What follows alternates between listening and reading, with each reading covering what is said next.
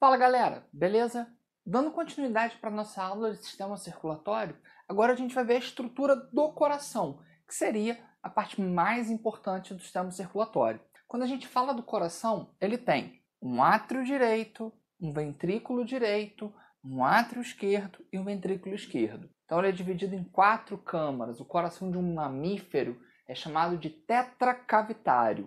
Existem outros tipos de coração. Eu posso falar, por exemplo, em coração de répteis, que pode apresentar 3 ou 4 câmaras, coração de anfíbio, que tem 3 câmaras, coração de peixe, que tem 2 câmaras, tá? Então a gente tem diferentes tipos de coração. A gente vai focar aqui no coração de mamífero, né? Que é o nosso caso, já que a gente está vendo a anatofisiologia humana. Tudo bem?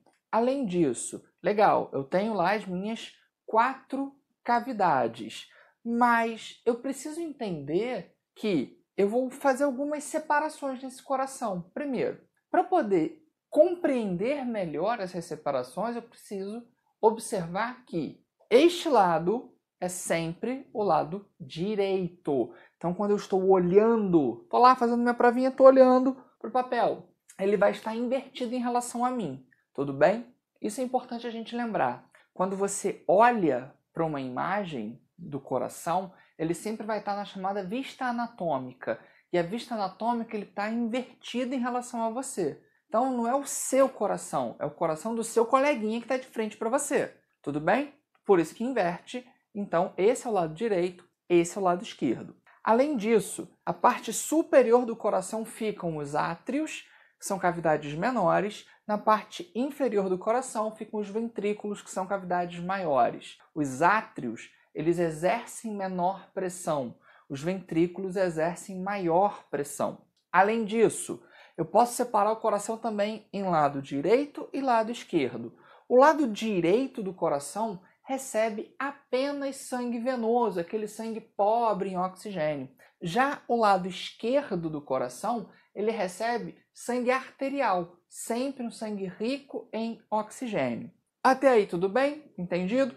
Então, como é que vai funcionar esse mecanismo? O sangue vai vir por uma veia, ele sempre chega no coração por uma veia, inunda o átrio direito. Do átrio direito, ele vai passar pela válvula tricúspide. Por que a válvula tem esse nome?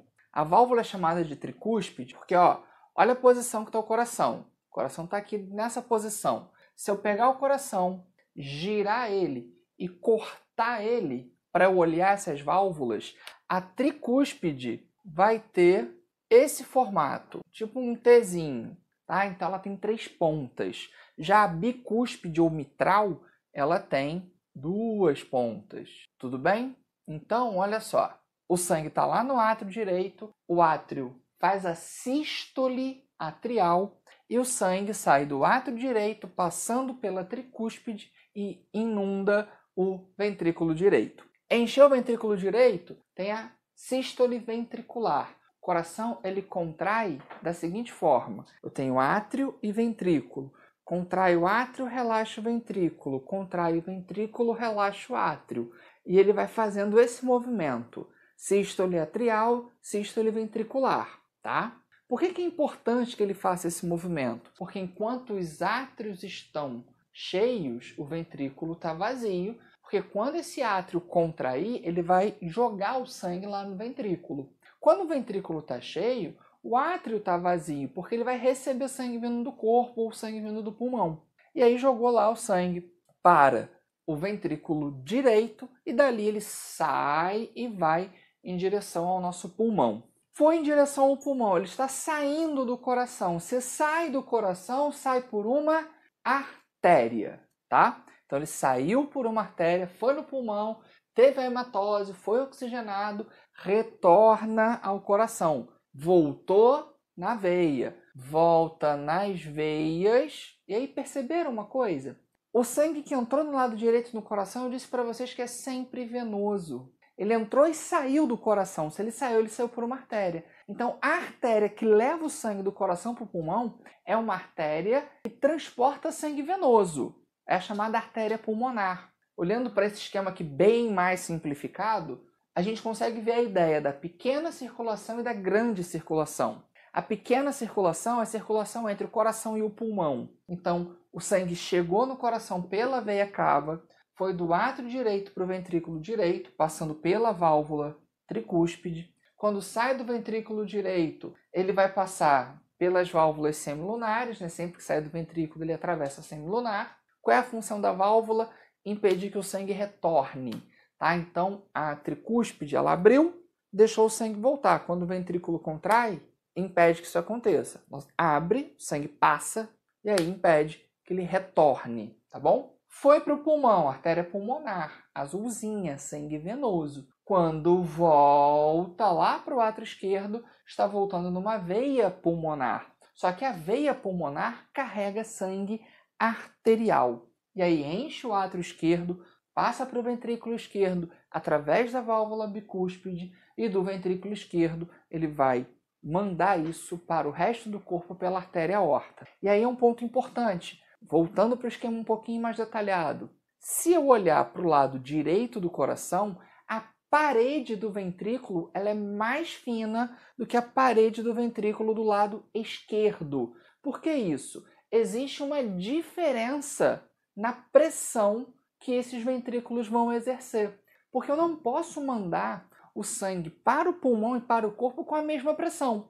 Se eu mando para o pulmão com a mesma pressão que eu mando para o corpo, aqueles capilares não vão suportar. Já se eu mandar para o corpo com a mesma pressão que eu mando para o pulmão, eu não vou conseguir mandar isso em longas distâncias. Então existe uma diferença na estrutura.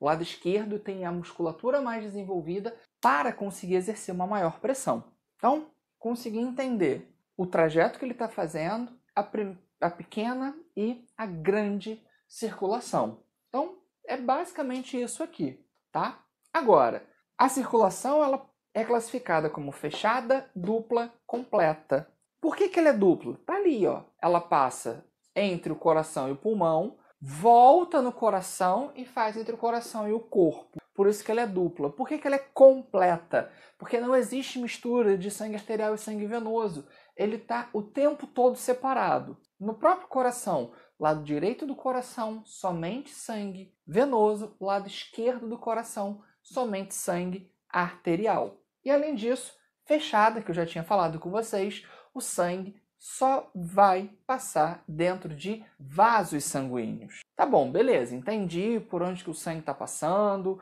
como que ele chega no coração, como que ele vai ser oxigenado, como que ele vai para o corpo. Show!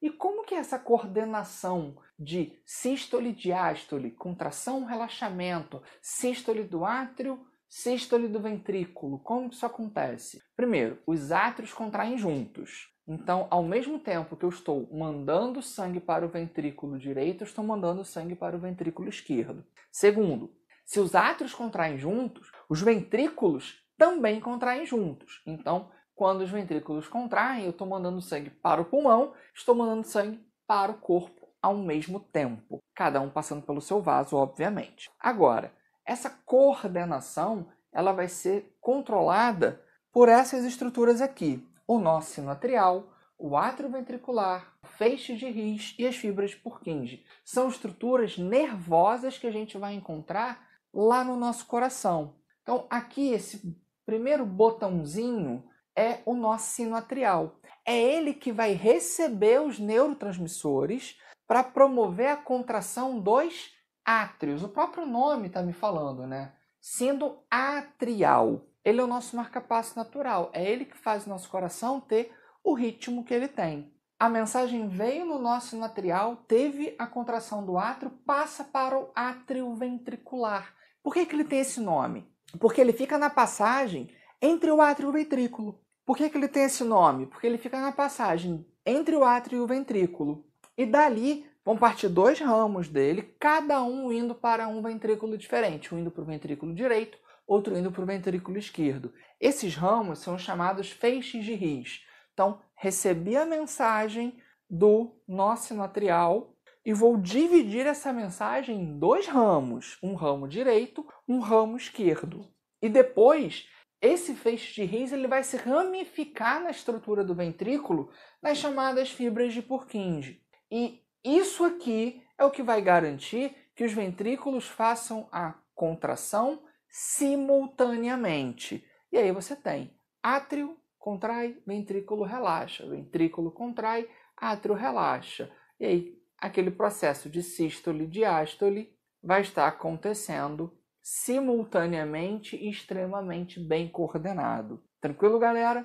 Alguma dúvida com relação a isso? Se tiver dúvida, deixa nos comentários, tá? Eu olho os comentários, respondo vocês. Além disso, se inscreve no canal. Se a aula te ajudou, se ela foi importante para você, compartilha também para alguém que você acha que ela possa ajudar.